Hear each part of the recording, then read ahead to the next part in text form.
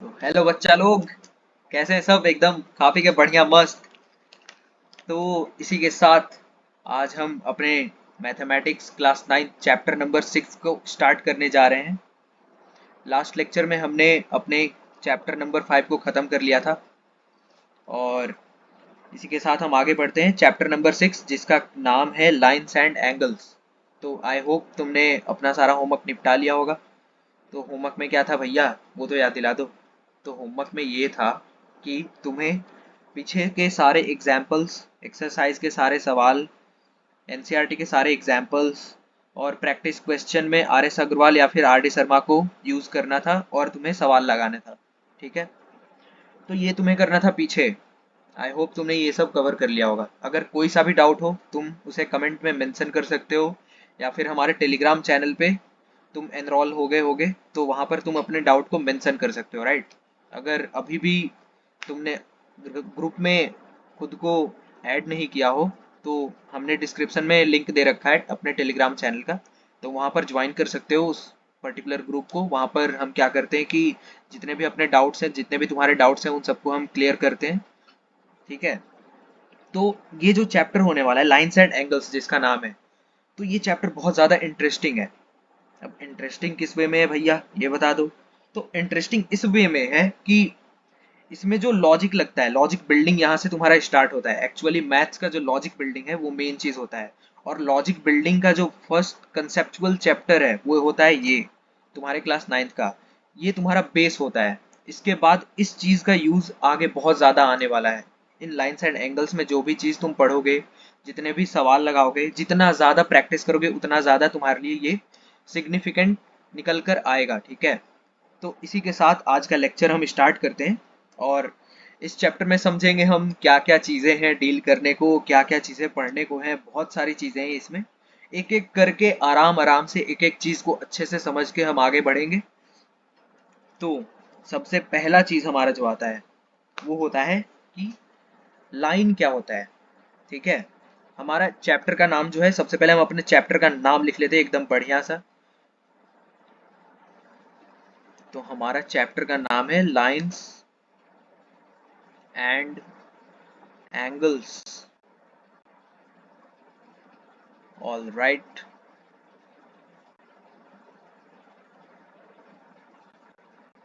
ये हो गया हमारा चैप्टर का नाम।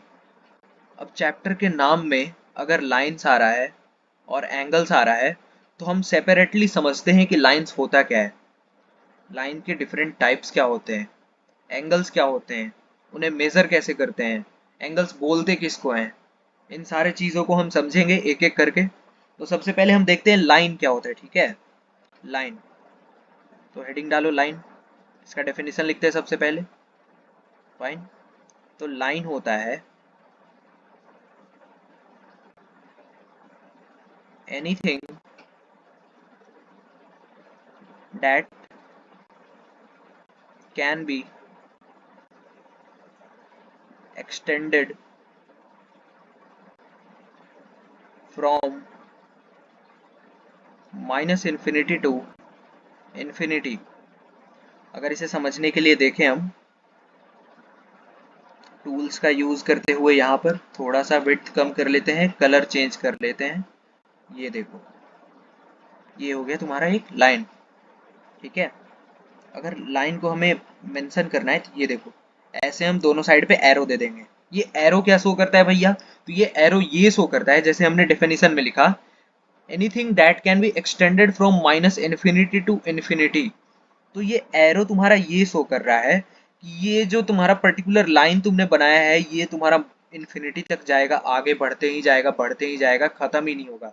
और अगर इसके पीछे जाओगे तुम तो पीछे ये माइनस इन्फिनिटी तक जाएगा, मतलब चलता ही जाएगा, चलता ही जाएगा, कहीं रुकेगा ही नहीं। तो ये हो गया तुम्हारा लाइन। फाइन, यहाँ तक समझ आ गया। अब इसके बाद हम मूव ऑन करते हैं लाइन सेगमेंट पे। भैया लाइन सेगमेंट क्या होता है, लाइन तो समझ गए, अब देखो लाइन सेगमेंट को समझते हैं।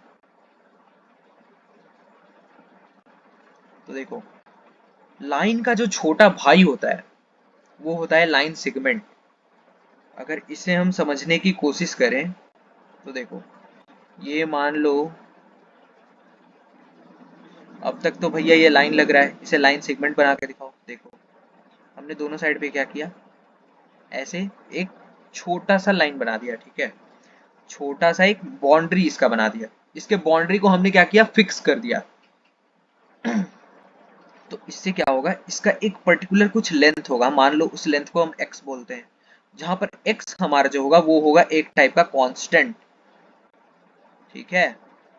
मतलब हमने क्या किया कि जो हमने लाइन में देखा, लाइन में हमने क्या देखा, लाइन में हमने ये देखा कि वो जो पर्टिकुलर एक्सटेंड किया हुआ लाइन था वो आगे चलता ही जा रहा था इन्फिनिटी तक, और पीछे एक्सटेंड होता ही जा रहा था माइनस इन्फिनिटी तक। लेकिन लाइन सेगमेंट में हमने क्या किया कि उस पर्टिकुलर लाइन को हमने बाउंड कर दिया दोनों साइड से। हमने पर्टिकुलर उस लाइन को क्या किया, दोनों साइड से बाउंड कर दिया। जब तुम दोनों साइड से उस चीज को बाउंड कर दोगे तो ये बन जाता है तुम्हारा लाइन सेगमेंट। तो इसका डेफिनेशन लिखते हुए हम आगे बढ़ते हैं। इसका डेफिनेशन ये हो जाएगा, when a line is bounded from both the sides, then it forms a line segment। ठीक है भैया, आपने लाइन समझा दिया, लाइन सेगमेंट भी समझा दिया, यहाँ तक सब समझ आ रहा है, अच्छे से समझ आ रहा है, ठीक है। अगर समझ नहीं आ रहा तो तुम अपने डाउट को मेंशन कर सकते हो, फाइन। तो हमने लाइन समझ लिया वो क्या होता है, लाइन सेगमेंट समझ लिया। अब देखो इसके नोटेशन को हम समझते हैं कि लाइन को कैसे डिनोट करते हैं, लाइन सेगमेंट को कैसे डिनोट करते हैं, फाइन। तो देखो मान लो ये वाला एंड जो है हमारा, इसका हमने नाम दे दिया ए, ये वाला जो एंड है हमारा इसका हमने नाम दे दिया बी, ठीक है। तो अगर हमें लाइन, इस लाइन सेगमेंट को अगर डिनोट कराना है, मतलब इस लाइन सेगमेंट को हम किस चीज से डिनोट करेंगे, तो हमने दोनों एंड को सबसे पहले नाम दे दिया, दोनों एंड का हमने नामकरण कर दिया। उसके बाद हम क्या करेंगे, सिंपली ए बी लिखेंगे और उसके ऊपर एक बार दे देंगे। ये हमें शो करेगा कि ये पर्टिकुलर जो ए बी है ये हमारा एक लाइन सेगमेंट है, A B is line segment. देखो यहाँ पर सेगमेंट वर्ड ही बताता है कि ये एक किसी बड़े से पार्ट का एक छोटा सा पार्ट है, एक बड़े से, किसी भी बड़े से चीज का एक छोटा सा पार्ट है, ये बताता है तुम्हारा सेगमेंट। तो हमने किसी भी एक बड़े चीज में से एक छोटा सा पार्ट काट दिया तो वो उस चीज का सेगमेंट बन जाता है। तो यहाँ पर हमने क्या किया, लाइन को दोनों साइड से बाउंड कर दिया। तो लाइन को जब हम बाउंड करेंगे तो लाइन का जो पार्ट बनेगा उसे हम लाइन सेगमेंट बोलेंगे। ये खुद के डेफिनेशन में ही डिफाइन कर रहा है कि ये चीज क्या है, ये डेफिनेशन यहाँ से निकल के कैसे आया, इसका नामकरण हुआ कैसे, इसको सेगमेंट क्यों बोला गया, ये लाइन सेगमेंट ही क्यों बना, ठीक है। तो ये हो गया हमारा नोटेशन, नोटेशन हो गया ये हमारा लाइन सेगमेंट का। अब इसके बाद देखते हैं कि इसके लेंथ को हम कैसे डिनोट करते हैं। तो इसका जो लेंथ है यहाँ पर हमने बोला कि x है, और x लेंथ को हम ऐसे भी बोल सकते हैं कि a से b जो ज्वाइन कर रहा है, a से b जो हम ज्वाइन कर रहे हैं, ये हमारा जो है ये a b हमारा लेंथ है, ठीक है। ये ए बी क्या है, हमारा लेंथ है, गिवन लाइन सेगमेंट का लेंथ है ये, फाइन। चलो ठीक है भैया, हम लाइन सेगमेंट भी समझ गए। अब और कुछ बता दो भैया, चलो और कुछ पढ़ते हैं। अब समझते हैं कि रे क्या होता है, रे क्या होता है, ठीक है। ये रे गाली वाला रे नहीं है, ठीक है, जो तुम यूज करते हो, अबे रे, ए रे, ओ रे, नहीं नहीं नहीं, ये नहीं है, ठीक है। तो हम रे को समझते हैं, जस्ट अ मिनट, एक मिनट, सॉरी, लाइट कट गया था यार, लाइट ऑन कर रहे थे हम। चलो ठीक है, लाइट ऑन हो गया, अब आगे बढ़ते हैं, रे को समझते हैं, फाइन। रे क्या होता है, तो देखो हमने लाइन समझ लिया, लाइन क्या था, दोनों साइड से अनबाउंडेड था, दोनों साइड से अनबाउंडेड था, मतलब आगे चलता जा रहा था तो इन्फिनिटी तक चलता जा रहा था, पीछे जा रहा था तो माइनस इन्फिनिटी तक चलता जा रहा था। लाइन सेगमेंट में क्या हुआ, हमने दोनों साइड को बाउंड कर दिया, आगे भी नहीं जा सकता पीछे भी नहीं जा सकता, जितने लेंथ में हमने उसे रखा है उतने ही लेंथ में वो सिमट के रह जाएगा। अब रे क्या होता है, रे जो है वो तीसरा भाई है लाइन का, दूसरा भाई कौन था, लाइन सेगमेंट था, अब तीसरा भाई कौन है, रे है। तो तीसरा भाई कैसे है भैया, ये बता दीजिए। देखो ये है हमारा एक लाइन, अभी तक तो ठीक है भैया, लाइन दिख रहा है। अब इसे आप रे बना के दिखाओ। देखो ये बन गया तुम्हारा रे, ठीक है। इधर हमने क्या किया कि एक साइड को हमने बाउंड कर दिया, ठीक है, और दूसरे साइड को हमने अनबाउंड कर दिया। इसका मतलब क्या हुआ कि दूसरा जो साइड है हमारा वो इन्फिनिटी तक चलता जा रहा है और एक साइड हमारा बाउंडेड है, ठीक है। तो रे में क्या हो रहा है, रे क्या होता है कि किसी भी एक, जैसे हम बोलते हैं कि sun rays are coming from sun, तो उसका स्टार्टिंग पॉइंट क्या है, सन है, और एंडिंग पॉइंट क्या है, एंडिंग पॉइंट तो इन्फिनिटी है भैया, क्योंकि वो चलता ही जा रहा है, उसका कोई एंड ही नहीं है। अगर हम सोलर सिस्टम में उसे ऑब्जर्व करें तो वो यूनिवर्स में कहीं भी ट्रेवल कर रहा है, उसका रे जो है वो दूर दूर तक जा रहा है, उसका कोई बाउंड्री नहीं है, अनबाउंडेड है वो। तो यही होता है रे। रे क्या होता है कि उसका एक एंड फिक्स्ड होता है, दिस एंड इज फिक्स्ड। लेकिन जो इसका दूसरा एंड है भैया, इसका जो दूसरा एंड है वो है अनबाउंडेड, ठीक है। समझ आ गया, एक एंड होता है फिक्स्ड, दूसरा एंड होता है अनबाउंडेड, तो ये मिलकर बनाता है हमें रे। तो इसका अगर हम डेफिनेशन देखें तो ये होता है a line that is bounded on one side and unbounded on the other is called a ray, ठीक है। यहां तक समझ आ गया, सब कुछ समझ आ रहा है, अच्छे से समझ आ रहा है। चलो ये हो गया, हमने समझ लिया कि लाइन क्या होता है, लाइन सेगमेंट क्या होता है, रे क्या होता है। हमने लाइन सेगमेंट का नोटेशन भी देख लिया कि लाइन सेगमेंट का नोटेशन क्या होता है, उसे हम कैसे डिनोट करते हैं। अब देखो रे का नोटेशन देखते हैं।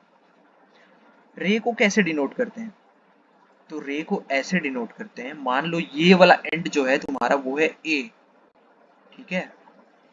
जस्ट अ मिनट, ये बहुत ज्यादा डार्क हो गया, ठीक है। चलो ये हो गया प्यारा सा ए। मान लो दूसरे एंड का तुम नाम ऐसे रैंडम सा नाम देते, तो मान लेते हैं हम ये अनबाउंडेड है, राइट। लेकिन अनबाउंडेड भी है, फिर भी हमें इसका नामकरण तो करना है। ऐसा तो है नहीं कि दुनिया में कोई भी पैदा होता है तो उसका नामकरण नहीं किया जाता है। जो भी इस दुनिया में है उन सबका अपना एक यूनिक नाम है, जिस नाम से उन्हें पुकारा जाता है, जिस नाम से उन्हें बुलाया जाता है, ठीक है। तो ऐसे ही इन द सिमिलर वे हम रे का भी, लाइन का भी, लाइन सेगमेंट का भी सबका नामकरण करेंगे, सबको एक नाम से बुलाएंगे। तो यहाँ पर देखो हमने एक एंड को नाम दिया ए, दूसरे एंड को हमने नाम दिया बी। अब इसे डिनोट हम ऐसे करेंगे कि हम लिखेंगे ए बी और इसके ऊपर हम लगा देंगे ऐसे एक साइड से रे, एक साइड हम एरो बना देंगे और दूसरा साइड ऐसे छोड़ देंगे हम। तो ये तुम्हारा क्या हो गया, ये हो गया नोटेशन। ऐसे हम क्या करेंगे, ऐसे हम डिनोट करेंगे, ऐसे हम क्या करेंगे, डिनोट करेंगे, फाइन। ऐसे हम किसी भी रे को डिनोट करेंगे। इधर ये तुम्हारा ऊपर वाला एरो क्या दिखा रहा है, एक साइड से ये बाउंडेड है और एक साइड से अनबाउंडेड है, जिस साइड पे तुम्हारा एरो लगा हुआ है, ठीक है। अगर मान लो तुम्हारा रे ऐसे होता है ये वाला, और तुम इस साइड पे इसे बाउंड कर देते हो, और इसका मान लो नाम है सी और डी, तो तुम सी डी को भी नाम ऐसे ही दोगे, ठीक है। ये नहीं कि एरो ऊपर वाले एरो को उल्टा कर दिया, ये वाला एरो उल्टा नहीं होगा, ये एरो इसी डायरेक्शन में होगा, ठीक है। ये एक टाइप का नोटेशन है, फाइन। चलो ये हो गया रे का नोटेशन। अब देखो हमने लाइन सेगमेंट का नोटेशन पढ़ लिया, हमने रे का नोटेशन पढ़ लिया, लेकिन हमने लाइन का नोटेशन नहीं देखा। तो अब देखो हम लाइन का भी नोटेशन करेंगे। ये साइड मान लो हमारा है ए, ये साइड का नाम है मान लो हमारा बी। अब देखो इधर क्या हो रहा है, रे में क्या था, रे में एक साइड अनबाउंडेड था और दूसरा साइड बाउंडेड था। ये लाइन में क्या हो रहा है, दोनों साइड अनबाउंडेड है। तो जब दोनों साइड अनबाउंडेड है भैया, तो दोनों साइड को क्या करेंगे हम, दोनों साइड पे एरो दिखा देंगे। ए बी लिख तो लिख दिया, as similar to line segment and ray. तो वैसे सिमिलरली हमने ए भी लिख दिया, लेकिन हमने इसके ऊपर क्या किया, इसके ऊपर हमने जो एक बार बनाया उसके दोनों साइड पे एरो लगा दिया। क्यों, ये इस चीज को डिनोट कर रहा है कि ये आगे भी चलता जा रहा है और पीछे भी चलता जा रहा है, infinity as well as minus infinity तक। ठीक है, चलो ठीक है भैया, यहां तक समझ आ गया। अब आगे पढ़ाओ। ठीक है भाई, चलो आगे बढ़ते हैं इसी के साथ, और आगे देखते हैं हम कोलिनियर पॉइंट्स। कोलिनियर पॉइंट्स क्या होता है? ठीक है, चलो कोलिनियर पॉइंट्स को समझते हैं। कोलिनियर पॉइंट्स, चलो देखो, कोलिनियर पॉइंट्स ऐसे पॉइंट्स होते हैं जो कि एक पर्टिकुलर लाइन पर लाई करते हैं। मान लो तुम्हारे पास एक लाइन है, एक प्यारा सा लाइन है, ठीक है। इस पे मान लो यहाँ पर एक, जस्ट अ मिनट, सबसे पहले हम इसका कलर चेंज कर लेते हैं। ठीक है, चलो मान लो ये वाला तुम्हारा पॉइंट है, इस पॉइंट का तुमने नाम दे दिया ए। ठीक है भैया, आगे बढ़ो। ये वाला पॉइंट है, इस पॉइंट का नाम दे दिया तुमने बी। ठीक है भैया, यहाँ तक समझ गए। इस पॉइंट का नाम दे दिया तुमने सी। ठीक है भैया, यहाँ तक भी समझ गए। आगे बढ़ो भैया, इस पॉइंट का नाम दे दिया तुमने डी। अब देखो हो क्या रहा है कि ये सारे पॉइंट्स जो हैं वो एक लाइन में लाई कर रहे हैं। मतलब कोलिनियर पॉइंट्स क्या होता है? कोलिनियर पॉइंट्स एक ऐसा सेट ऑफ पॉइंट होता है जो कि एक गिवन पर्टिकुलर लाइन पर ही लाई करता है। ठीक है, तो मान लो कुछ सेट ऑफ पॉइंट्स है तुम्हारे पास, ये पॉइंट है, ये पॉइंट है, ये पॉइंट है। ठीक है, मान लो ये 3 पॉइंट्स है तुम्हारे पास, और तुम्हें बोला जाता है कि ये पॉइंट्स कोलिनियर है या नहीं है। तो सबसे पहले तुम क्या करोगे, इन तीनों पॉइंट से होते हुए एक लाइन ड्रॉ करोगे। ठीक है, ये हो गया तुम्हारा एक लाइन। अगर ये तीनों पॉइंट्स उस पर्टिकुलर लाइन पर लाई करेंगे, उस पर्टिकुलर लाइन पर लाई करेंगे ये तीनों पॉइंट्स, तो इन तीनों पॉइंट्स को हम बोलेंगे this all points are collinear points. मान लो इसका नाम है ई, इसका नाम दे देते हैं हम, ये इसका मान लो नाम है ई, इसका मान लो नाम है एफ, और इसका नाम है जी। तो हम बोलेंगे E, F and G are collinear points.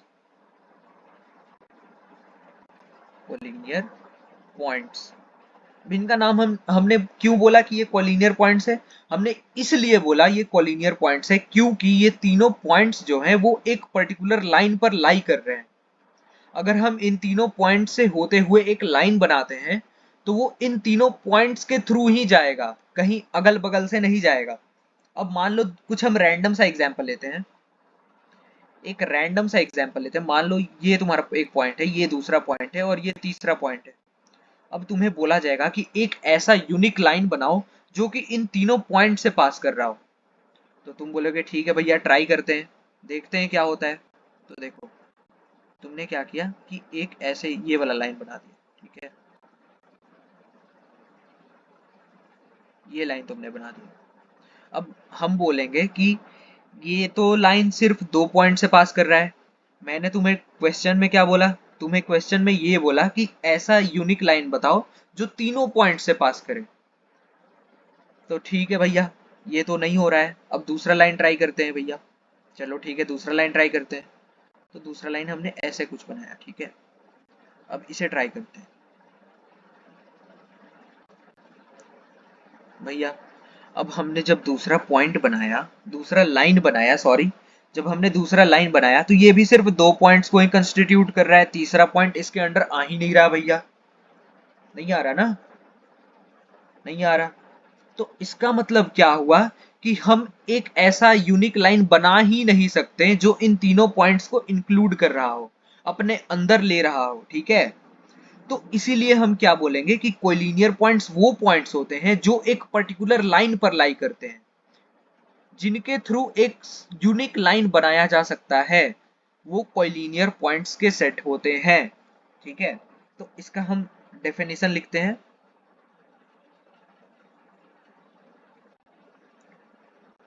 These are the set of points through which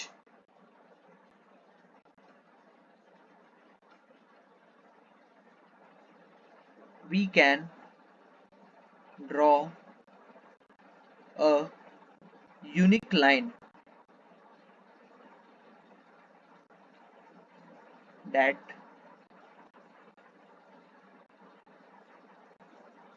consists of all those set of points। ठीक है, तो ये हमने डेफिनेशन लिख लिया। इससे पहले हमने समझ लिया कि ये होता क्या है। ठीक है, चलो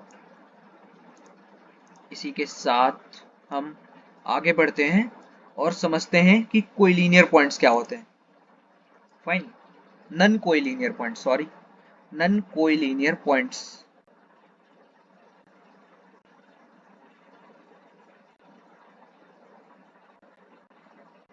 चलो हमने लिख लिया नन कोलिनियर पॉइंट्स।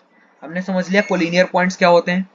अब देखो, नन कोलिनियर पॉइंट्स मतलब क्या हुआ, जो पॉइंट कोलिनियर नहीं होगा वो पॉइंट होगा तुम्हारा नन कोलिनियर पॉइंट। जो चीज ये नहीं है वो चीज वो है। ठीक है, तो जो पॉइंट कोलिनियर नहीं होगा वो होगा तुम्हारा नन कोलिनियर पॉइंट। फाइन, तो इसका हम डेफिनेशन लिख लेते हैं। सबसे पहले सिंपल सा है, उसी से रिलेटेड है, कोलिनियर पॉइंट से ही रिलेटेड है। अगर तुम कोलिनियर पॉइंट समझ गए तो नन कोलिनियर पॉइंट एकदम कुछ भी नहीं है, फालतू है। ठीक है, एकदम बहुत इजी है, रद्दी। तो लिखते हैं नॉन कोलिनियर पॉइंट्स का हम definition. Those points that can not together lie on a line are called as collinear points, non-collinear points।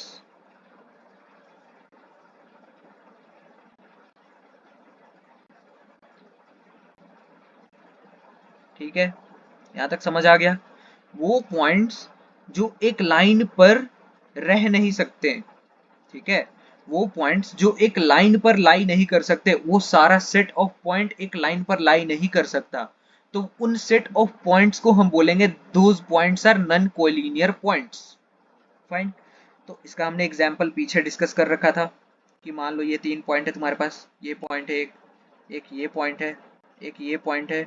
तो हमने बोला था कि एक यूनिक सा लाइन बनाना है जो कि इन तीनों पॉइंट्स को इंक्लूड कर रहा हो। तो हमने बोला कि भैया, हमने सबसे पहले ऐसे बनाया, इस लाइन पे ये वाला पॉइंट नहीं आ रहा है। ठीक है भैया, तो हमने दूसरा लाइन ट्राई किया, हमने ये वाला लाइन बनाया, तो इस लाइन पे ये वाला पॉइंट नहीं आ रहा है। ठीक है, हमने तीसरा लाइन बनाया, अब इस पॉइंट पे ये वाला लाइन नहीं आ रहा है। तो इसका मतलब ये हुआ कि हम एक यूनिक ऐसा पॉइंट, ऐसा लाइन ड्रॉ ही नहीं कर सकते जिसमें ये तीनों पॉइंट आ रहा हो। तो इसका मतलब क्या हुआ कि ये तीन सेट ऑफ पॉइंट्स जो हैं वो एक नन कोलिनियर पॉइंट्स के सेट हैं। यहां तक समझ गए हम। चलो इसके बाद हम आगे बढ़ते हैं और समझते हैं कि एंगल क्या होता है। एंगल क्या होता है, वो बनता कैसे है, आर्म्स किसको बोलते हैं, वर्टेक्स किसको बोलते हैं, डिफरेंट टाइप ऑफ एंगल्स क्या होते हैं, acute angle, right angle, straight angle, reflex angle, complementary angle क्या होता है, सप्लीमेंट्री एंगल क्या होता है, एडजेसेंट एंगल क्या होता है, वर्टिकली अपोजिट एंगल क्या होता है, लीनियर पेयर ऑफ एंगल्स किसे बोलते हैं। ये सब चीज हम आगे अभी डिस्कस करने वाले। ठीक है, इन सब चीजों को अभी हम डिस्कस करेंगे। चलो तो हम स्टार्ट करते हैं सबसे पहले कि एंगल होता क्या है। तो इन सब चीज़ों को तुमने पढ़ रखा है, तो हम बेसिक बेसिक सा अंडरस्टैंडिंग लेकर आगे बढ़ेंगे ताकि आगे कोई प्रॉब्लम ना हो। ठीक है, कोई भी प्रॉब्लमेटिक चीज़ ना हो। कि अभी हमारा अगर बेसिक क्लियर होगा तो हम आगे अगर क्वेश्चंस को डील करेंगे तो हमारे लिए बहुत इजीली सॉल्वेबल होगा। ठीक है, हम उसे इजीली सॉल्व कर पाएंगे, उसे इजीली अप्रोच कर पाएंगे, क्वेश्चन को आसानी से समझ पाएंगे, तभी उसे हम सॉल्व कर पाएंगे। ठीक है, तो इसी के साथ हम अगर बेसिक अंडरस्टैंडिंग ले लेते हैं कि सवाल में कौन से कंसेप्ट यूज हो रहे हैं, कौन से बेसिक वर्ड्स यूज हो रहे हैं, जिन्हें हम समझ लें तो हम अच्छे से क्वेश्चंस को डील कर सकते हैं। तो हम समझते हैं, बेसिक बेसिक लेके चलते हैं कि हल्का हल्का सा नॉलेज तुम्हें पहले से है और हम उन चीज को एक बार रिकैप कर लेंगे और उसके साथ हम आगे बढ़ेंगे। तो सबसे पहले हम समझते हैं एंगल। एंगल तो देखो एंगल क्या होता है। जैसे मान लो हमारे पास दो साइड है ऐसे, ठीक है। ये हो गया तुम्हारा एक साइड, ये हो गया तुम्हारा दूसरा साइड। अब बोला जाए कि भैया इसमें एंगल क्या है, तो देखो ये हो गया तुम्हारा साइड नंबर 1, इसे हमने नाम दे दिया साइड नंबर 2। तो इन दोनों के बीच में ये दोनों सबसे पहले मीट कहाँ पर कर रहे हैं, ये जो दो लाइंस हैं वो मीट कहाँ पर कर रहे हैं। मान लो ये लाइंस है हमारे, ठीक है। दोनों साइड हम एरो दिखा देते हैं, इसका मतलब ये हुआ कि ये लाइन जो है माइनस इन्फिनिटी से इन्फिनिटी तक एक्सटेंड हो रहा है। तो ये जो दोनों लाइंस है वो मीट कहाँ पर कर रहे हैं, तो यहाँ पर मीट कर रहे हैं भैया। ठीक है भाई, सही बोल रहे हो यार, यहाँ पर मीट कर रहे हैं। अब देखो जिस पॉइंट पर ये मीट कर रहे हैं उस पॉइंट से ये चार एंगल्स को फॉर्म कर रहे हैं। ये तुम्हारा हो गया पहला एंगल, ये हो गया तुम्हारा दूसरा एंगल, ये वाला जो एंगल है वो हो गया तुम्हारा तीसरा एंगल, और ये वाला जो एंगल है, ये वाला एंगल, ये हो गया तुम्हारा चौथा एंगल। तो ये चार एंगल्स को फॉर्म कर रहे हैं यहाँ पर, ठीक है। तो ये जो दो दो लाइंस एक दूसरे को जब क्रॉस कर रहे हैं, एक दूसरे को जब कट कर रहे हैं एक पर्टिकुलर पॉइंट पे, तो उस पॉइंट से वो चार एंगल्स का फॉर्मेशन कर रहे हैं, ठीक है। अब समझ गए एंगल क्या होता है, यहाँ पर समझ गए ना एंगल क्या होता है। अब इनके बाद हम देखते हैं आर्म्स क्या होते हैं। तो देखो एक दूसरा एग्जांपल लेते हैं यहीं पर। भैया कलर चेंज कर लो यार, मजा नहीं आ रहा है इसमें। चलो ठीक है भाई, लोग कलर चेंज कर लेते हैं। मान लो ये है तुम्हारे पास एक लाइन, थोड़ा सा रोटेट कर लेते हैं, ठीक है। और ये है तुम्हारे पास दूसरा लाइन, ठीक है। ये हो गया, ये हो गया। अब ये बताओ कि ये जो दो लाइंस, ये लाइन तो है नहीं। अब बताओ ये लाइन है या रे है।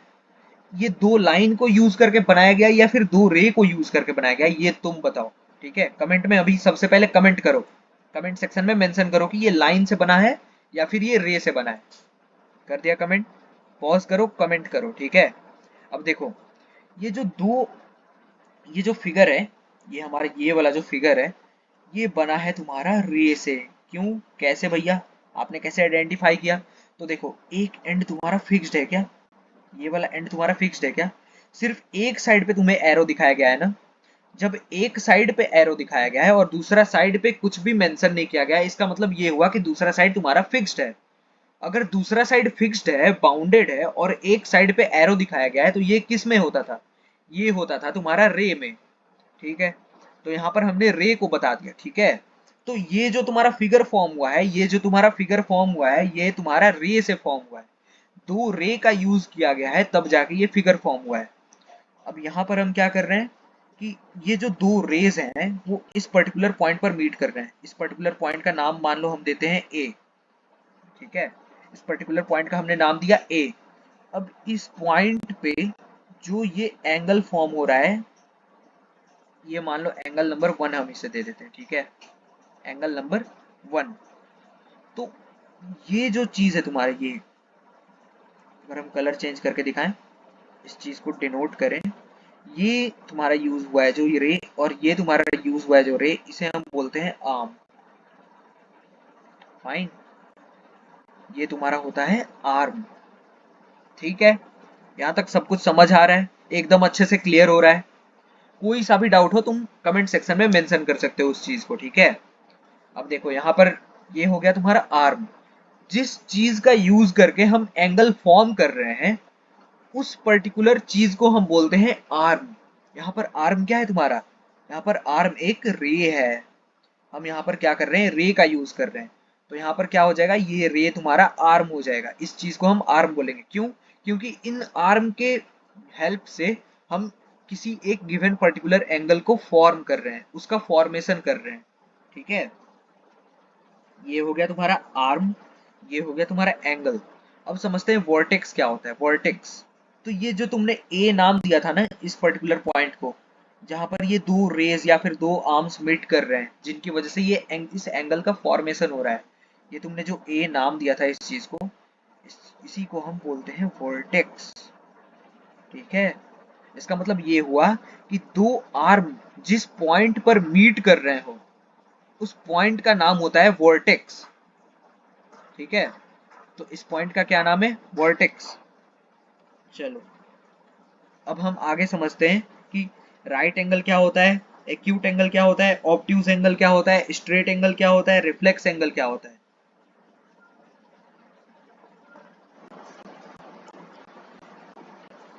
तो हम सबसे पहले देखते हैं एक्यूट एंगल क्या होता है। तो एक्यूट एंगल का फॉर्मेशन करते हैं हम। यहाँ पर इसे थोड़ा सा रोटेट कर देते हैं। बहुत बढ़िया। दूसरा, इसका दूसरा आर्म फॉर्म करते हैं। ये हो गया हमारा दूसरा आर्म। बहुत बढ़िया, दूसरा आर्म भी हमने फॉर्म कर लिया। ये क्या है हमारा? ये हमारा है भैया वर्टेक्स। ठीक है भैया, ये वाला हमारा पहला आर्म है, आर्म नंबर 1। ये हमारा क्या है? दूसरा आर्म है, आर्म नंबर 2। इनका फॉर्मेशन कैसे हुआ है? दो रे का यूज करके हमने इसे फॉर्म किया है। ये एक पर्टिकुलर एंगल बन रहा है यहाँ पर। मान लो इसका नाम हम दे देते हैं थीटा। अगर थीटा कॉम्प्लेक्स हो रहा है तो इसका हम नाम चेंज कर देते हैं। मान लो ये वाला तुम्हारा एंगल है, ठीक है, इस रे का हमने नाम दे दिया। मान लो ये वाला तुम्हारा नाम है ए, इस एंड का नाम है ए। ये वर्टेक्स जो है उसका नाम है ओ, इस एंड का नाम है हमारा बी। तो यहाँ पर हमारा देखो ए ओ क्या है? एक आर्म है। बी ओ क्या है? एक आर्म है। ठीक है, और ये दोनों क्या है? एक रे है। फाइन। ओ यहाँ पर क्या है तुम्हारा? वर्टेक्स है। ठीक है, ओ क्या है तुम्हारा? वर्टेक्स है। अब देखो ये वाला जो एंगल फॉर्मेशन हो रहा है, ये वाला एंगल फॉर्मेशन, इसका हम नाम कैसे बोलेंगे? इसका नाम क्या होगा? तो इसका नाम ये होगा कि ए ओ बी एंगल, ऐसे हम लिखते हैं एंगल ए ओ बी। इसका मतलब ये हुआ कि जो तुम्हारा बीच वाला नाम होगा, बीच वाला, इस इस पॉइंट का हमने नाम क्या दिया है? ओ दिया है।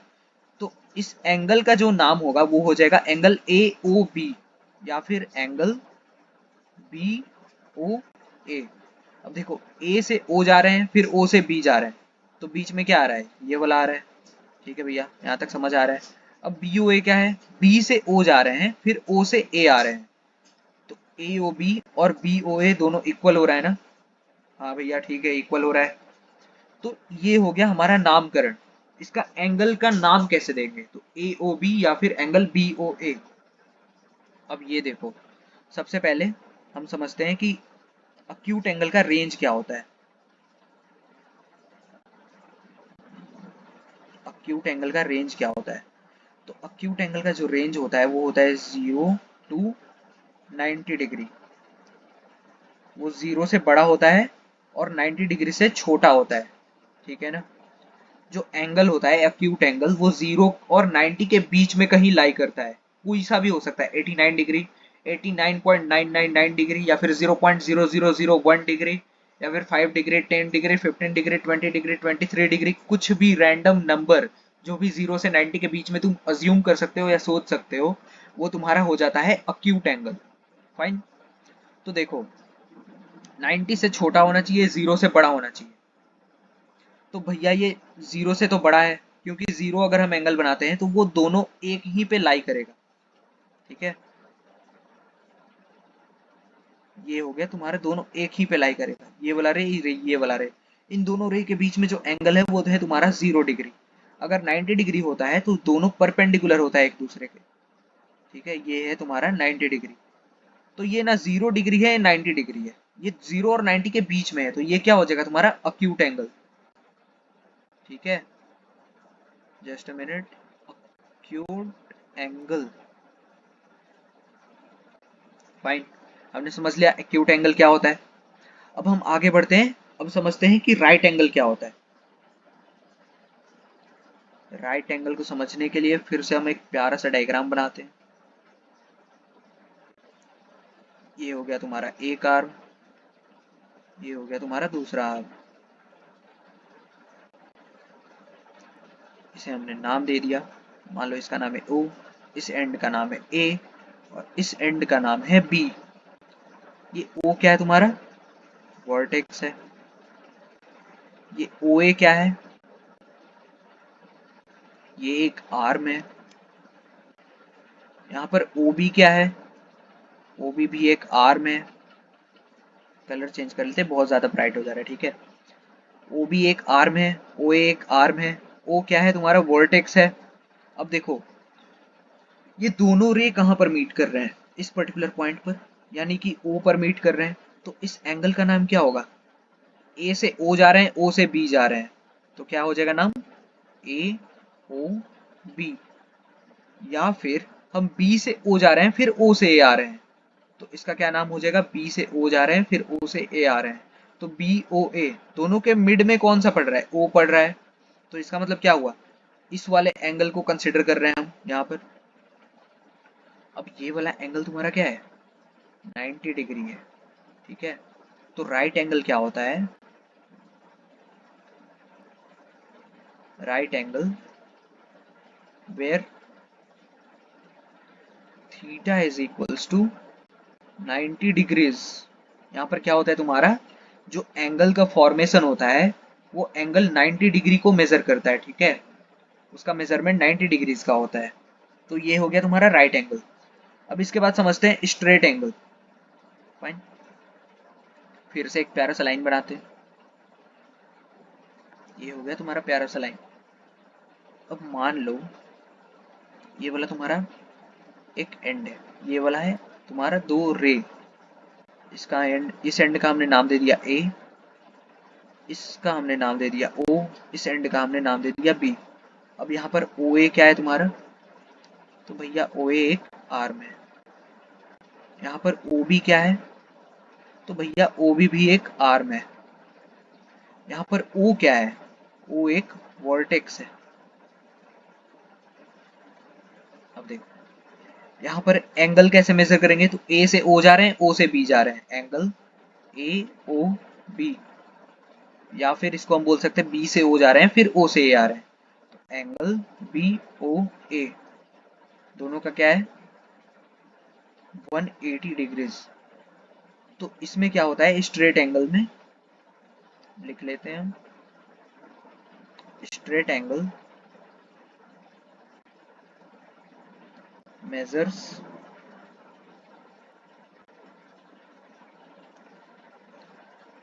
180 डिग्रीज। तो स्ट्रेट एंगल कितने एंगल का होता है, 180 डिग्रीज का होता है।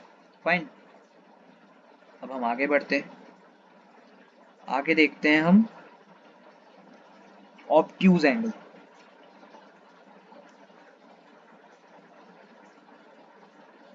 ऑब्ट्यूज एंगल को समझने के लिए फिर से दो आर्म बनाते हैं हम, इसे थोड़ा सा टिल्ट कर देते हैं, थोड़ा थोड़ा थोड़ा, बहुत बढ़िया। दूसरा आर्म बनाते हैं इसका, ये हो गया तुम्हारा दूसरा आर्म, बहुत सही। चलो ऐसे हम एरो दिखा देते हैं। ये वाला तुम्हारा पर्टिकुलर पॉइंट है, इसका नाम O दे देते हैं, इस एंड का नाम A दे देते, फिर से इस एंड का नाम B दे देते हैं, और ये वाला तुम्हारा एंगल का फॉर्मेशन हो रहा है जिसका नाम हम थीटा दे देते हैं। तो यहाँ पर थीटा क्या है बताओ, A से O जा रहे हैं फिर O से B जा रहे हैं, तो एंगल AOB। या फिर B से O जा रहे हैं फिर O से A आ रहे हैं, तो एंगल BOA। यही दोनों है तुम्हारा थीटा। अब देखो थीटा क्या है तुम्हारा, 90 से तो बड़ा है लेकिन 180 डिग्री से छोटा है, तो ये जो तुम्हारा होता है ये होता है ऑब्ट्यूज एंगल, ठीक है। वो एंगल जो 90 डिग्री से बड़ा हो, मतलब कि राइट एंगल से बड़ा हो, और 180 डिग्री से छोटा हो, यानी कि स्ट्रेट एंगल से छोटा हो। इन दोनों के बीच में जो भी एंगल लाई करता है उसे हम बोलते हैं ऑब्ट्यूज एंगल। फाइन, यहाँ तक समझ आ रहा है सब कुछ। तो यहाँ पर O क्या है तुम्हारा, again O is the vertex, OA is arm, OB is the other arm. ठीक है, ये दोनों क्या है तुम्हारे, रेज हैं। यहाँ तक समझ आ रहा है, ये हो गया तुम्हारा ऑब्ट्यूज एंगल। अब देखो इसके बाद हम बढ़ते हैं रिफ्लेक्स एंगल। रिफ्लेक्स एंगल क्या होता है, इसका नाम लिखते हैं reflex angle.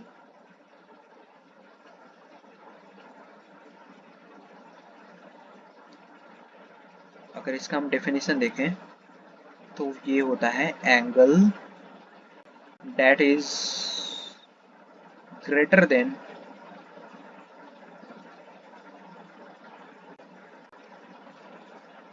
90 degrees, sorry, greater than 180 degrees but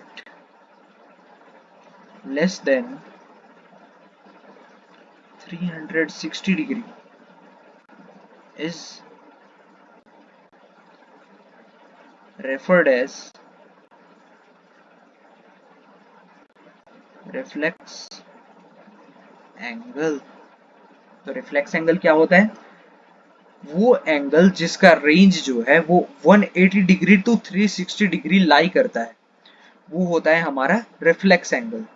ठीक है, जो 180 डिग्री से बड़ा हो और 360 डिग्री से छोटा हो, यानी कि क्या हुआ, तुम्हारा स्ट्रेट एंगल से बड़ा होता है और कंप्लीट एंगल से छोटा होता है। कंप्लीट एंगल क्या है यहाँ पर तुम्हारा 360 डिग्री है। ठीक है, इसे भी हम नोट कर लेते हैं कि कंप्लीट एंगल,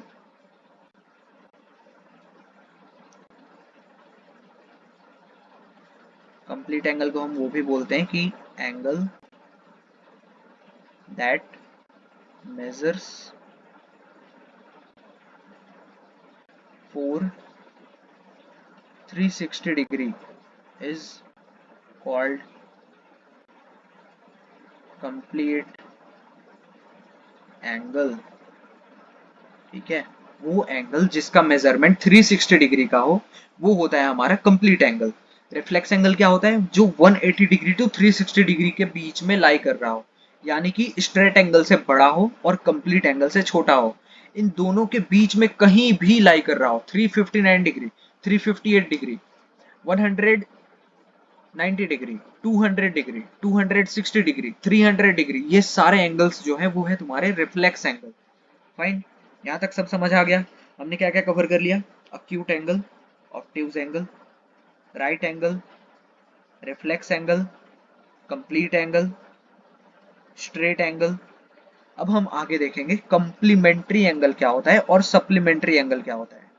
ठीक है, तो सबसे पहले नाम लिखो कॉम्प्लीमेंट्री एंगल का।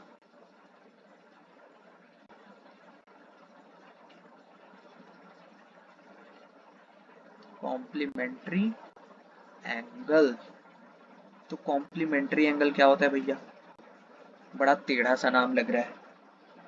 अब इसका मतलब क्या होता है, तो देखो कॉम्प्लीमेंट्री एंगल ऐसा एंगल होता है जिनका सम 90 डिग्रीज हो। ठीक है, मान लो तुम्हारे पास दो एंगल्स हैं, एक एंगल का नाम है ए और दूसरे एंगल का नाम है बी। जब इन दोनों एंगल्स को तुम सम करते हो तो तुम्हारा जो सम है वो अगर 90 डिग्रीज के इक्वल आता है तो वो दोनों एंगल्स को हम बोलेंगे एक दूसरे का वो कंप्लीमेंट है। मतलब हम बोलेंगे A is complement of B as well as B is complement of A। ठीक है, जो दो एंगल्स का सम 90 डिग्रीज हो उन दो एंगल्स को हम कंप्लीमेंट्री एंगल बोलते हैं। ठीक है, समझ आ गया। इसका अगर हम एग्जाम्पल लेते हैं, इसका अगर हम बेसिक सा एग्जाम्पल लेते हैं, मान लो एक एंगल है 60 डिग्री, ठीक है, दूसरा एंगल है 30 डिग्री। तो पूछा जाएगा कि are these two angles a set of complementary angle. तो इसे हम फाइंड कैसे करेंगे, दोनों को जोड़ देंगे। दोनों का सम कितना आ रहा है, दोनों का सम जो है वो आ रहा है हमारा 90 डिग्रीज। तो यही तो बोलता है हमारा complementary angle. complementary angle states that if wherever the sum of two angles is equals to 90 degrees, then those two angles are considered as a set of complementary angle. ठीक है, तो हमने 60 और 30 का सम किया तो हमारा क्या आया, रिजल्ट आया हमारा 90 डिग्री। तो इसका मतलब क्या हुआ, हमारा 60 डिग्री और 30 डिग्री एक सेट ऑफ कॉम्प्लीमेंट्री पेयर है। अब तुम्हें मान लो एक ऐसा सवाल दे देगा, एग्जाम्पल अगर हम लेते हैं, मान लो बोलेगा find the complement of 45 degrees. तुम्हें बोलेगा कि 45 डिग्री का दूसरा कंप्लीमेंट निकालो। इसका मतलब ये हुआ कि 45 डिग्री का दूसरा कंप्लीमेंट का पेयर निकालो। तो मान लो तुम दूसरा एंगल मान लेते हो, let the other angle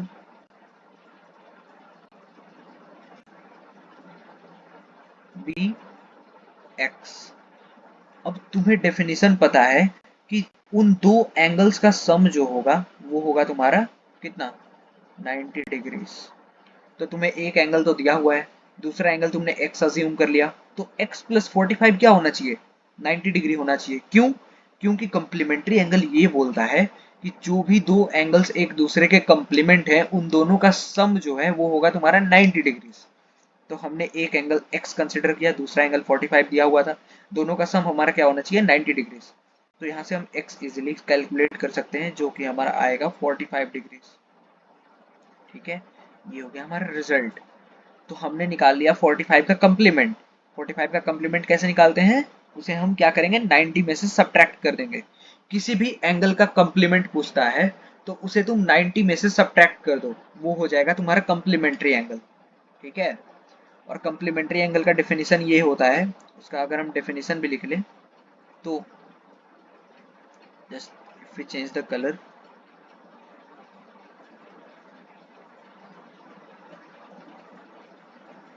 the sum of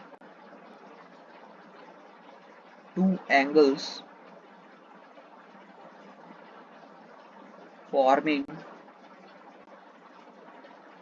90 degree is called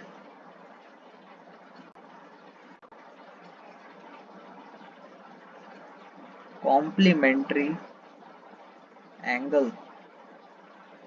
ठीक है, तो हमने उसका डेफिनेशन भी देख लिया, उसे हमने समझ भी लिया, उसका हमने एक एग्जाम्पल भी देख लिया। ठीक है, अब हम आगे चलते हैं, हम समझते हैं अब सप्लीमेंट्री एंगल।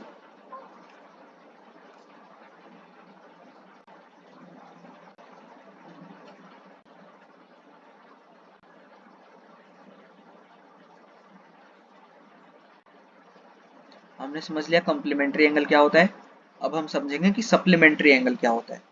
तो देखो, सप्लीमेंट्री एंगल वो एंगल होता है जिसका सम 180 डिग्रीज हो।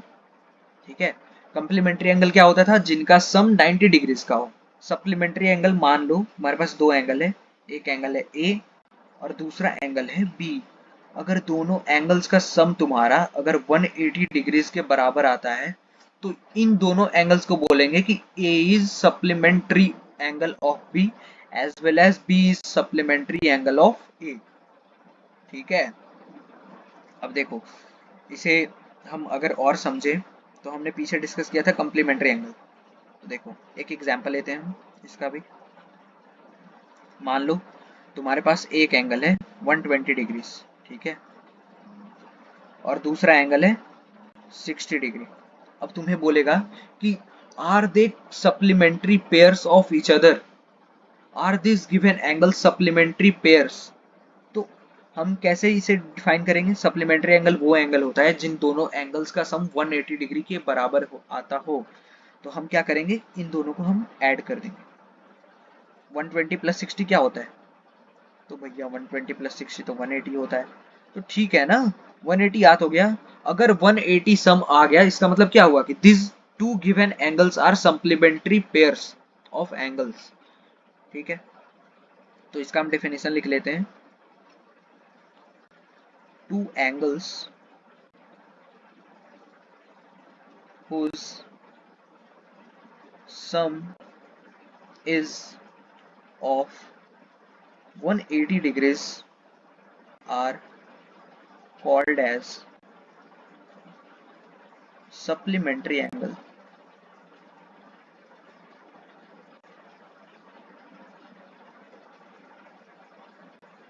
ठीक है, two angles whose sum is of 180 degree is called as supplementary angle. अब देखो इसका एक एग्जांपल लेते हैं, एक प्यारा सा एग्जांपल लेते हैं इसका। ठीक है, मान लो बोलेगा कि find the supplement of 30 degrees. मान लो एक एंगल दिया तुम्हारे पास, एक एंगल दिया 30 डिग्री का। अब बोलेगा कि इसका सप्लीमेंट निकालो। तो इसका सप्लीमेंट कैसे निकालेंगे? दूसरा एंगल मान लो तुम्हारे पास है x, ठीक है, let the other angle be x। अब तुम्हारे सप्लीमेंट्री एंगल के डेफिनेशन के अकॉर्डिंग क्या होता है कि जो भी दो एंगल्स एक दूसरे के सप्लीमेंट्री पेयर्स हैं, उन दोनों का सम 180 डिग्रीज का होना चाहिए। ठीक है, तो एक एंगल तुमने कंसिडर किया x, दूसरा एंगल तुम्हें दिया हुआ था 30 डिग्री, और इन दोनों का सम कितना आना चाहिए? According to the concept that we read just now, it should be 180 degrees. इन दोनों का सम क्या होना चाहिए? 180 डिग्रीज का होना चाहिए।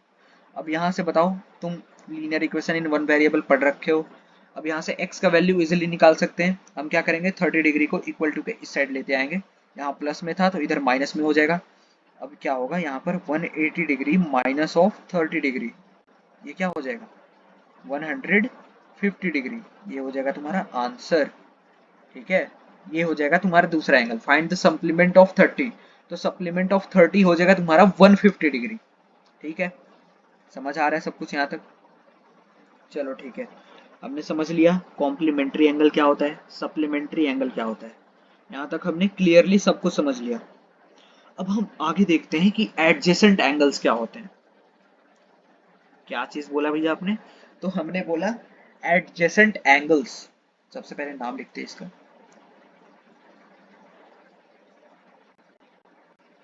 Adjacent angles. ठीक है, अब भैया ये एडजेसेंट एंगल क्या होता है? तो बड़ा टेढ़ा सा नाम है भैया। जब टेढ़ा नाम ही है तो इसका कंसेप्ट कैसे पता चलेगा? इसे हम याद कैसे रखेंगे भैया कि एडजेसेंट एंगल होता क्या है? अरे बहुत इजी है भाई, बहुत इजी है। चलो इसे समझते हैं हम। ठीक है, मान लो ये तुम्हारा एक आर्म है, एक प्यारा सा गोरा सा चिट्टा सा छोटा सा आर्म। ये तुम्हारा दूसरा आर्म है, ये भी प्यारा सा गोरा सा आर्म। ये मान लो तुम्हारा तुमने तीसरा आर्म बनाने का कोशिश किया। ठीक है, इसे हम थोड़ा सा रोटेट कर देते हैं इतना, और इसे हम थोड़ा सा मूव कर देते हैं यहाँ पर। अरे बहुत बढ़िया, बहुत ही प्यारा। ठीक है, चलो ये हो गया हमारा तीसरा आर्म। ऐसे हम एक एरो बना लेते हैं, क्योंकि ये रे है। इस वाले पॉइंट को हम नाम दे देते हैं O, इस वाले एंड को A बोल देते हैं, इस वाले एंड को B बोल देते हैं, और इस वाले एंड को C बोल देते हैं। ठीक है, ये वाला मान लो एंगल है हमारा 1, ये वाला है एंगल हमारा 2। अब देखो वन एंगल को हम कैसे लिखेंगे, ये भी प्रैक्टिस करते चलते। ठीक है, अगर तुम प्रैक्टिस करते रहोगे तो ऐसे तुम्हें समझ में आ जाएगा, और धीरे धीरे सब कुछ क्लियर भी हो जाएगा कि हम इसका नाम देते कैसे हैं, इसका नाम लिखते कैसे हैं। ठीक है, तो ये हो गया तुम्हारा वन, एंगल वन का तुम्हें नाम देना है। तो ए से ओ गए, और ओ से हम कहाँ जाएंगे? बी जाएंगे, क्योंकि इसका बाउंड्री जो है वो यहाँ से यहाँ तक ही है। तो हम यहाँ से सबसे पहले ऐसे आगे गए, और यहाँ से हम इधर मुड़ गए। क्यों? क्योंकि इसका बाउंड्री यहीं तक का है। ठीक है, तो हम ए से ओ गए, फिर ओ से हम बी आ गए, तो इसे हम लिख सकते हैं एंगल ए ओ बी, या फिर हम इसे लिख सकते हैं एंगल बी से ओ गए फिर ओ से ए आ गए, तो इसे हम ऐसे लिख सकते हैं बी ओ ए। ये दोनों सेम होगा, ये हो गया एंगल वन। अगर हम टू को लिखना चाहें तो हम टू को कैसे लिखेंगे? तो हम टू को ऐसे लिखेंगे, अगर हमें 2 को लिखना है तो हम जाएंगे B से O, फिर O से C, तो ये हो जाएगा एंगल BOC। या फिर अगर हम C से O आते हैं फिर O से B जाते हैं तो वो भी सेम होगा, C से O आए फिर O से B आए, ये भी हो जाएगा एंगल 2। तो ये हो गया हमारा नाम, नेम्स ऑफ एंगल्स। ठीक है, यहाँ तक हम समझ गए, यहाँ तक सब कुछ क्लियर चल रहा है, फाइन। अब इसके बाद अगर हम समझे एडजेसेंट एंगल्स क्या होते हैं, तो एडजेसेंट एंगल्स देखो, ये जो एंगल 1 है ना, इज एडजेसेंट ऑफ 2। क्या लिखा हमने, एंगल 1 जो है यहाँ पर वो एंगल 2 के एडजेसेंट है। ठीक है, एंगल 1 जो है वो एंगल 2 के एडजेसेंट है। इसका मतलब ये हुआ, एडजेसेंट मतलब होता है कि अगल बगल, अगल बगल, ठीक है ना। जैसे तुम निबरहुड बोलते हो कि तुम्हारे घर के बगल में जो लोग रह रहे होते हैं उन्हें तुम बोलते हो कि ये हमारे नेबर है। इसका मतलब ये हुआ कि तुम्हारे एडजेसेंट, तुम्हारे जस्ट सटे हुए तुम्हारे बगल में ही रहते हैं वो लोग। ठीक है, एडजेसेंट पेयर्स मतलब ये हुआ कि एक दूसरे के अगल बगल ही जो एंगल्स हैं, जो एंगल्स का पेयर्स है, जो एंगल्स का पेयर है, उसे हम एडजेसेंट एंगल्स बोलते हैं। तो यहाँ पर एंगल 1 और एंगल 2 देखो आसपास में ही है, ये एंगल 1 है और इसके जस्ट बगल में इस आर्म के कॉमन, ये वाला आर्म तुम्हारा क्या है, दोनों में कॉमन है ना। देखो इसे हम समझते हैं, देखो एंगल AOB में अगर हम OB आर्म को देखते हैं, OB आर्म को, और एंगल COB में अगर हम OB आर्म को ऑब्जर्व करते हैं, एंगल AOB में OB आर्म आ रहा है, एंगल AOB में इस वाले एंगल में, इस वाले एंगल में ये OB आर्म आ रहा है, यहाँ तक सही है। एंगल COB में भी ये OB आर्म आ रहा है ना, दोनों में आ रहा है ना। इसका मतलब क्या हुआ कि ये जो OB आर्म है वो दोनों एंगल्स में कॉमन है। ठीक है, तो एडजेसेंट एंगल्स में क्या होता है कि एडजेसेंट एंगल्स में एक पर्टिकुलर आर्म कॉमन होता है। एडजेसेंट एंगल्स को अगर हम नाम देते हैं तो उनके नाम में एक आर्म जो होता है वो कॉमन होता है, एक दूसरे के कॉमन होता है। तो जब भी एक आर्म किसी भी दो एंगल्स में कॉमन आ रहा हो तो उन दोनों एंगल्स को हम एडजेसेंट एंगल्स बोलेंगे। समझ आ गया। देखो फिर से अगर हम इसे समझते हैं, AOB,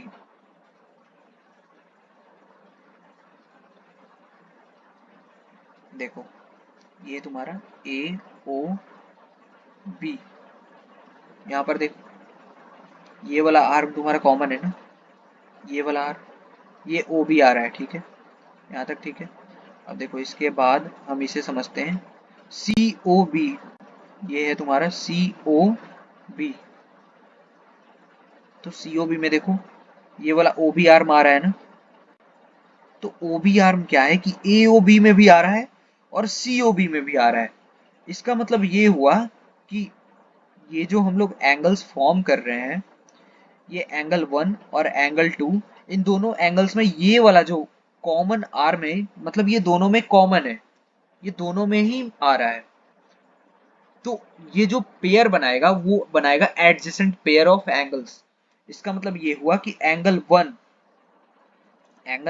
और एंगल 2 एक दूसरे के एडजेसेंट पेयर्स हैं, एडजेसेंट एंगल्स हैं, ये 1 और 2 एडजेसेंट एंगल्स हैं। समझ आ गया। अगल बगल जो एंगल होगा, अगल बगल, ठीक है, अगल बगल जो एंगल होगा वो होगा तुम्हारा एडजेसेंट एंगल। चलो ठीक है, बहुत अच्छे। अब इसके बाद हम सब चलते हैं लीनियर पेयर ऑफ एंगल्स की ओर। लीनियर पेयर ऑफ एंगल्स क्या होता है, तो अगर हमें लीनियर पेयर ऑफ एंगल समझना है, ये हमारा लास्ट कंसेप्ट होगा आज। इसके बाद हम आगे मूव ऑन करेंगे अपने नेक्स्ट लेक्चर में। ठीक है, ये हमारा लास्ट कंसेप्ट होगा। इसके बाद और एक चीज हम डिस्कस कर लेंगे, वर्टिकली अपोजिट एंगल, और उसके बाद हम मूव ऑन करेंगे अपने नेक्स्ट लेक्चर में अपने बाकी के कंसेप्ट को डिस्कस करेंगे, ठीक है। तो आज हम पढ़ने वाले हैं और दो कंसेप्ट हैं, लीनियर पेयर ऑफ एंगल्स और वर्टिकली अपोजिट एंगल। उसके बाद इस लेक्चर को हम खत्म करेंगे, ठीक है। तो देखो लीनियर पेयर ऑफ एंगल्स क्या होते हैं। एक और प्यारा सा आर्म बनाते हैं, इसमें गोरा सा प्यारा सा आर्म, ठीक है भैया, आर्म बना दिया हमने। देखो वाह बहुत अच्छे। अब चलो इसका नामकरण करते हैं। इसे हमने एरो से डिनोट कर दिया। इस पर्टिकुलर पॉइंट पर मीट कर रहा है, इसका नाम हमने मान लो ओ दे दिया। इस एंड का नाम हमने ए दे दिया, इस एंड का नाम बी दे दिया और इस एंड का नाम हमने सी दे दिया। अब देखो यहाँ पर एंगल्स कौन कौन से बन रहे हैं। ये वाला एक एंगल बन रहा है ना, एंगल 1 नाम दे देते हैं इसे। एक ये वाला भी एंगल बन रहा है ना, इसे एंगल 2 नाम दे देते हैं।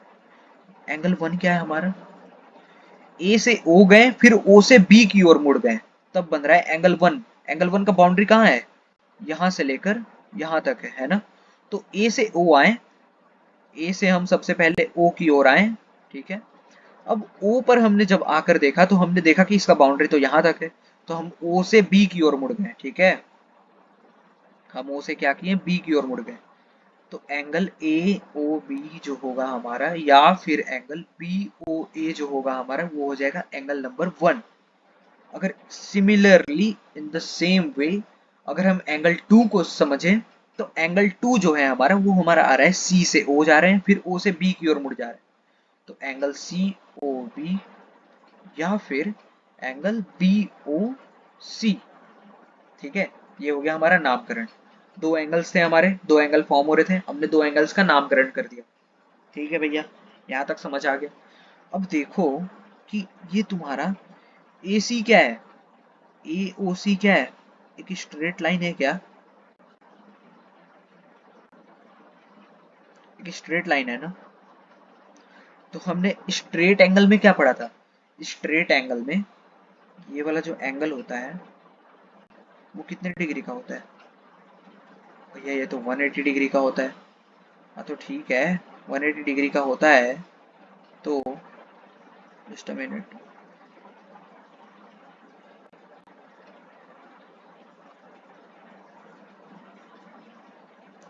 तो जब ये वाला एंगल स्ट्रेट एंगल तुम्हारा 180 डिग्री का होता है, तो ये वाला जो एंगल होगा ये 180 डिग्री का होगा ना।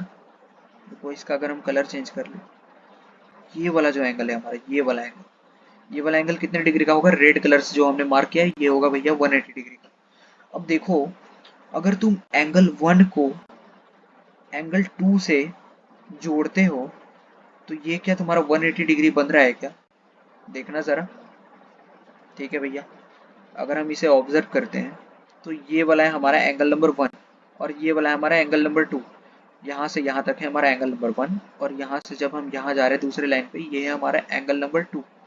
तो एंगल नंबर 1 और 2 को अगर हम जोड़ देते हैं, तो ये तो हमारा स्ट्रेट लाइन बन जा रहा है भैया, ये तो हमारा पूरा एंगल बन जा रहा है, ऐसे ज्वाइन हो जा रहा है। तो यही सेम चीज तो रेड वाले डिपिक्ट कर रहा है, रेड वाला जो एंगल हमने कर्व बनाया है वो तो सेम चीज डिपिक्ट कर रहा है ना। इसका मतलब ये हुआ कि हम जब दोनों एंगल्स को सम कर, दोनों एंगल्स का सम ले रहे हैं, तो वो हमारा रिजल्ट जो आ रहा है वो हो रहा है 180 डिग्रीज का। तो इसका मतलब क्या हुआ कि इसे हम बोलते हैं,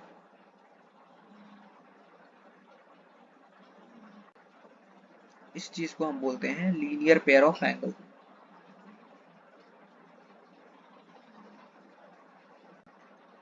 लीनियर पेयर ऑफ एंगल्स, इसे हम लीनियर पेयर ऑफ एंगल्स क्यों बोलते हैं भैया, ये भी बता दो। तो देखो ये जो ए ओ सी तुम्हारा लाइन है, ये क्या है, लीनियर है ना। लीनियर मतलब होता है स्ट्रेट, लीनियर मतलब क्या होता है, स्ट्रेट। तुम अगर बेसिक सेंस में समझो, लीनियर मतलब होता है स्ट्रेट। तो ये तो तुम्हारा स्ट्रेट लाइन है, वो एक लीनियर है, ठीक है। तो इसे हम इसलिए बोलते हैं linear pair of angles. Linear pair of angles में क्या होता है, जो पेयर ऑफ एंगल्स बनते हैं उन सब का सम 180 डिग्रीज के बराबर होता है। क्यों, क्योंकि अगर हम उन सबको जोड़ते हैं तो वो एक स्ट्रेट लाइन को फॉलो करता है, उस पे जो एंगल बनता है वो एक स्ट्रेट लाइन पर बनता है। तो स्ट्रेट लाइन पर जो एंगल बनता है वो तो 180 डिग्रीज का होता है स्ट्रेट एंगल के कंसेप्ट से। स्ट्रेट एंगल 180 डिग्रीज का होता है, राइट। तो अगर स्ट्रेट एंगल 180 डिग्रीज का होता है और अगर कुछ पेयर ऑफ एंगल्स है तुम्हारे पास, उन सब का सम 180 डिग्रीज आता है, इसका मतलब ये हुआ कि वो जो सारे एंगल्स है वो एक स्ट्रेट लाइन पर लाई कर रहे हैं, ठीक है ना। तो ये हो गया तुम्हारा लीनियर पेयर ऑफ एंगल्स। इससे रिलेटेड हम सवाल करेंगे, इससे रिलेटेड हम एक थ्योरम करेंगे, दो ऑक्सियम करेंगे अपने आने वाले अगले लेक्चर में, ठीक है। और एक चीज अब अगर हम समझ लेते हैं वो है हमारा vertically opposite angle. Vertically opposite angle क्या होता है, चलो ठीक है इसे समझते हैं। ये हो गया हमारा एक लाइन,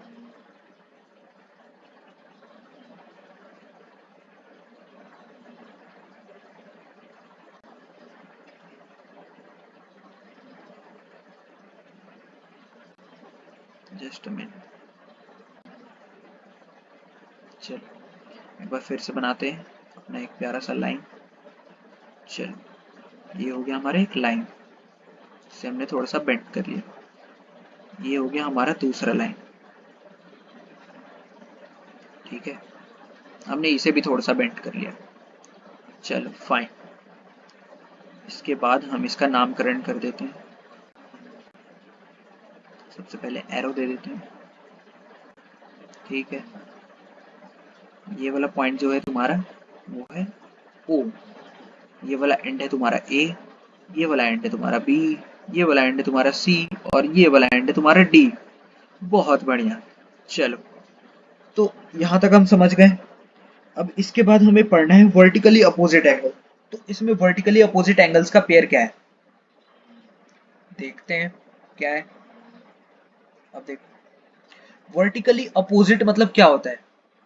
वर्टिकली अपोजिट, अगर वर्टिकली अपोजिट बोल रहा है इसका मतलब हुआ कि अगर हम ये वाले एंगल को कंसिडर करते हैं, इसका नाम अगर हम 1 देते हैं, तो इसके वर्टिकली अपोजिट मतलब कि इस पे एक परपेंडिकुलर ड्रॉ करते हैं और यहाँ पर ये वाला एंगल आ रहा है ना, इस एंगल का नाम अगर हम 2 देते हैं, तो यहाँ पर हमें क्या पता चल रहा है कि 1 and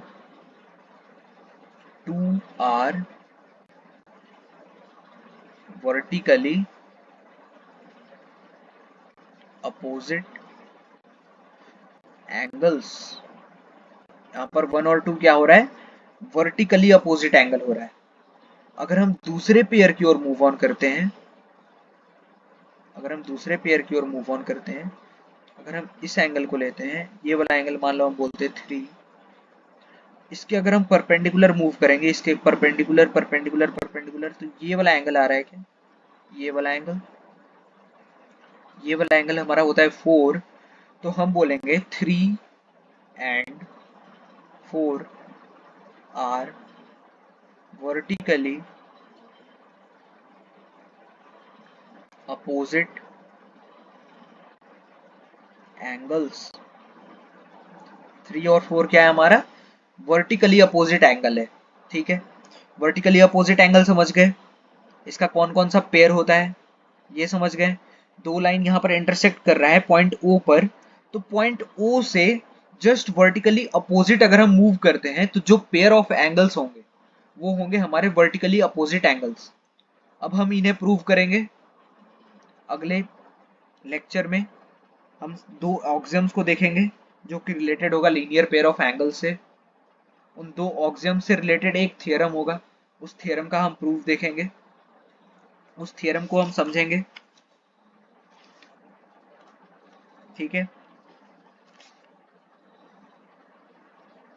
और इसी के साथ हम चलो आज का लेक्चर खत्म करते हैं, ठीक है।